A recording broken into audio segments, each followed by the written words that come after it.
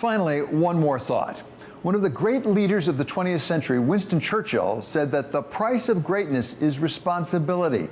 We've been watching as some people striving for greatness are being held responsible, like House Speaker Mike Johnson, who found a way to get the Congress to keep the government funded, only to be confronted with one of his own Republican colleagues trying to kick him out of his job. We need a new speaker. This is not personal against Mike Johnson. He's a very good man, and I have respect for him as a person, but he is not doing the job. Or President Xi of China, who aspires to greatness by making sure he holds the reins of power in his economy, but may end up bearing responsibility for its slowing growth. I think this is all about state control. You know, Xi Jinping is all about control, and right now China's all about Xi Jinping. This week we saw the price of greatness in the corporate world as Boeing CEO Dave Calhoun announced that he'd be stepping down after a series of problems with Boeing planes undermined confidence in his leadership, especially from his airline customers. Everybody's worried about Boeing. We've got to get Boeing back to the point where it produces an impeccable product. And Nelson Peltz continues to do his dead-level best to hold Bob Iger responsible after years of great performance as Disney CEO, as his proxy battle comes to a climax at the annual shareholders meeting on Wednesday.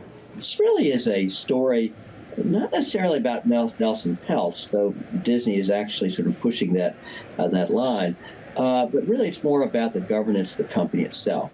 But perhaps the strangest example of someone trying to hold a leader responsible comes from NBC, which last Friday announced it would be adding Ronna McDaniel as an on-air contributor just 2 weeks after she stepped down as chair of the Republican National Committee.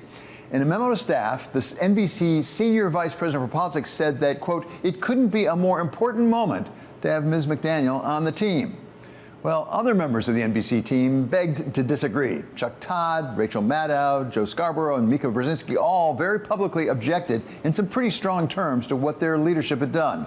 And so NBC promptly reversed course and decided that Ms. McDaniel would not be joining its team after all. Look, let me deal with the elephant in the room. Yeah. I think our bosses owe you an apology for putting you in this situation, because I don't know what to believe.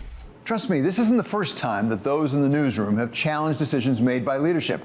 When I ran ABC News, there were any number of times that my colleagues took issue with things I was doing. Everything from giving Leonardo DiCaprio a role on an Earth Day special to using digital technology to cut the size of some of our crews in the field.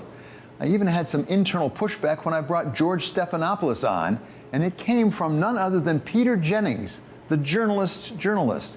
Peter told me I was making a big mistake because George had not been trained in the craft, and even worse, he'd spent time in the Clinton White House several years before. Looking back on it now, the issue seems almost quaint, given the first-rate reporter, interviewer, and anchor George has become.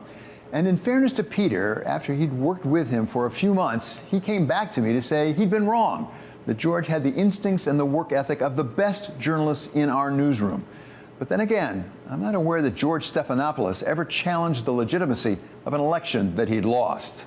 We should all be concerned about the care, custody, integrity of every ballot. But that's all I'm saying. And you know what? This is a viewpoint of a lot of Republicans, and they think Joe Biden's the president, but they also think there were problems, and both can be true.